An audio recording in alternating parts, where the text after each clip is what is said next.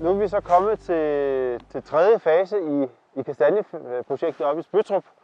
Og vi har fået udvalgt nogle gode træer, som er hårdføre og som giver kastanjer af god kvalitet. Og det vi skulle prøve at snakke om i den her video, det er jo, hvordan får vi høstet podekviste fra de gode træer. Tanken er jo, at de skal podes op alle sammen og udplantes forskellige steder i landet.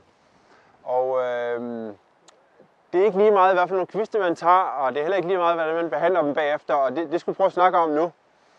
Og der kunne jeg godt tænke mig at prøve at trække en gren ned og vise, hvad det er for nogle kviste, vi efterspørger.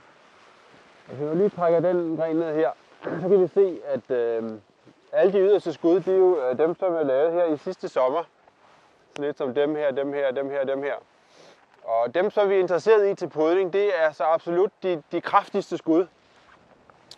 Så hvis vi lige kigger på den gren, jeg har her, så er det jo sådan et skud som det her, og især det her, og heroppe også. Kan I finde sådan nogle på jeres træer og få dem klippet af, sådan her, så er det helt fantastisk. Så kan vi lige snakke om bagefter, hvordan man efterbehandler dem. Der sidder også nogle gode skud herude. Men altså kraftige, mest muligt kraftige årsskud, det er dem, som er gode at pode med. Sådan der.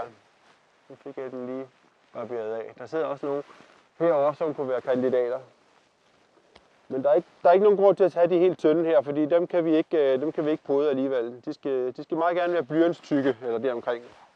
Nu er vi så nået dertil, hvor vi har fundet 10 gode kviste fra det udvalgte træ. Og vi skal prøve at snakke lidt om, hvordan vi får dem pakket ind og får dem sendt frem til planteskolen, så de kan blive opformeret. Og noget af det, der er vigtigt, det er, at vi kan sende dem på en måde, så de ikke bliver tørre.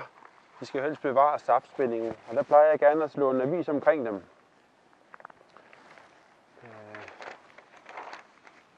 Ved at lægge dem her, sådan her, og så simpelthen folde dem rundt, og så folde enderne ind. Så ender man med sådan en lille pakke. Og for igen at beskytte mod udtørring, så er det en god idé lige at gøre avisen fugtig på overfladen. Bare sådan lige hurtigt under en vandhane. Og så skal den have en plastikpose omkring sig. Og det gør vi sådan her. Og så igen lukkes i enden også. Og der plejer jeg bare at bruge en almindelig elastik. Lige folde den rundt en gang, og så et gummibånd på.